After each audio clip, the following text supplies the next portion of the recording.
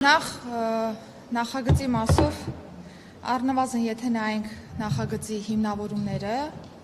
պիտի նկատենք, որ նախագիծը մի քանի նպատակ է հետապնդում։ Առաջինը մենք մեր առաջ խնդիր ենք դրել հասկանալու, թե զենքով կատարված հանցագործությունները հիմնականում կատարվում են օրինական տրված զենքով, թե նաև անօրինական տրված զենքով, եւ վիճակագրական տվյալների նախնական հաշվարկները ցույց են տալիս, որ այն միֆը, այսպես ձևակերպեմ, որ հիմնականում հանցագործությունները հրազենի գործադրմամբ կատարվում են բացառապես ապօրինի հրազեններով, դա չկա այլևս, որովհետև մեր տվյալներով շատ են նաև այնպիսի հանցանքները, որոնք որ օրինական զենքերով են կատարվում, սա առաջին։ Երկրորդը այն մասով, որ մենք ինչպես պայմանավորվել ենք զենքի շրջանառության կարգավորման մասին օրենքի ընդունման շրջանակներում նշել էինք, որ շարունակելու ենք մոնիտորինգի ենթարկել օրենքը եւ հասկանալ, թե օրենսդրական կարգավորումների հետ կապված ինչպիսի փոփոխությունների տեղ որպես այդպիսին ունենք եւ արձանագրել ենք, որ թեև գործող օրենքը զենքի պարգևատրման մասով նախատեսում է որոշակի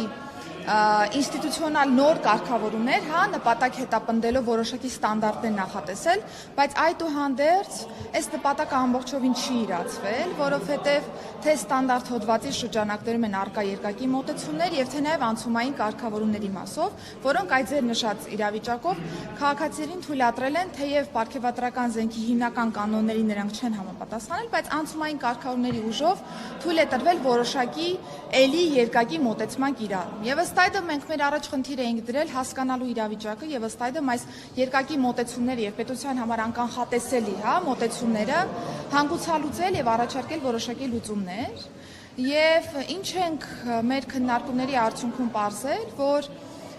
թե օտարերկրյա պետությունների կողմից պարգևատրումների դեպքում եւ թե նաեւ նույնիսկ ներպետական բարձրաստիճան պաշտոնատար անձանց պարգևատրումների դեպքում մենք չունենք հստակ ստանդարտներ։ Ստանդարտները պահպանելը շատ կարևոր է այս տեսանկյունից եւ նախագիծը նպատակ է հետապնդում բացառապես ստանդարտ բերել այս զենքի պարգևատրման ինստիտուտում եւ ըստ այդմ չափանիշները նախատեսել, որոնց բավարարելու պայմաններում անձին կկարողանա շարունակել ունենալ այդ զենքերից։ Եթե չեն կարողանա բավարարել այդ չափանիշներին, ապա բնականաբար ենթակա կլինի կամավոր հանձնման Հայաստանի Հանրապետության ոստիկանության։ Ոստիկանությունը հերթական օպերացիան է իրականացրել Երևանում, պատգամավորին քննաբաններին էին բերման ենթարկել եւ 2 ժամ հետո բաց թողել։ Նախ ես ուզում եմ հասկանալ, ինչ մեխանիզմով է դա իրականացվում, ինչ որ ահազանգ է ստացվում, որովհետեւ երբ որ բերման են ենթարկում եւ պարզվում է, որ դա այդպես չէ, նույնը նաեւ Գյումրու քաղաքապետի տեխնատու Վարդան բարակայով է եղել։ Այստեղ արդեն հասկացվում որ կա կոնկրետ քաղաքական ինչ որ մեսեջ ուղղված, ոչ թե իրավապահ որովհետեւ եթե դուք օպերատիվ տվյալներին սխալ եք տիրապետում, դուք նկատություն եմ անձնապես դուք այդ համակարգը, հետեւաբար ստացվում է, որ իրականացվում է մասկի շոու։ Ես վստահաբար կավելացնեք, ամեն անգամ նույն մարդկանց բռնում եք, օպերատիվ տեղեկություն ունենալով իբր ապօրինի զենք կա, տանում եք, տեսնում եք ապօրինի զենք չկա, բաց եք տոնում։ Հիմա կամ օրենքի բացում եք, որ չգիտեք ոնց Խաչատուր Սուքյասյանները եք, Արթուր Վանեցյանը ուղեկցող մեքենա արդեն 5-րդ անգամ նույն զենքով տանում եք։ Կամ ձեր օպերատիվ բլոկը լավ չի աշխատում ձեզ խարազեկություն, կամ ուղղակի մասկի շոու եք անում, ինչպես գործեք երես ասած։ Ինչ եք անում։ Նախ դուք ձեր մոտեցումներով նաև այսպես ասեմ, հերքեցիկ փայլակի մոտեցումը, որ կա որոշակի քաղաքական նաև հետապնդում, որոշ անձանց նկատմամբ, որովհետև ոստիկանության համար, եթե կա օպերատիվ տվյալ զենք զինամթերքի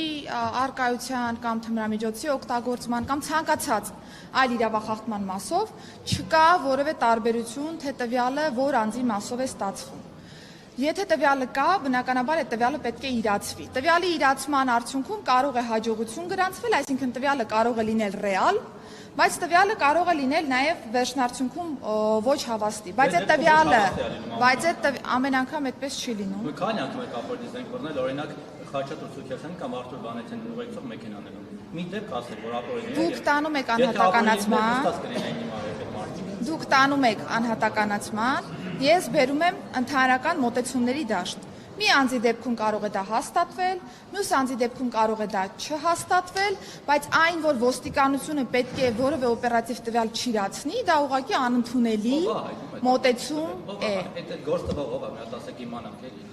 Այսքանը այս հարցի Հիմա ես օպերատիվ տվյալ ունեմ, Դատարանման ինստիտուտի բանը չէ։ օպերատիվ տվյալների մասով հարգելի Վահե, դրանք ամբողջը գաղտնի փաստաթղթավորման տրամաբանության մեջ։ Որ ձեզ ուղեկցող մեքենայի մեջ ապօրինի զենք կա, հենց հիմա որ դուս գաք, կասեք ձեր դիմակավորված տղերքը կան ասֆալտի փռանց Ինձ ուղեկցող մեքենայի մեջ այո, կա զենք, բայց դրանք օրինական են, որովհետև պետական պահպանության ծառայություն։ Տարեք ստուգեք։ Շնորհակալություն։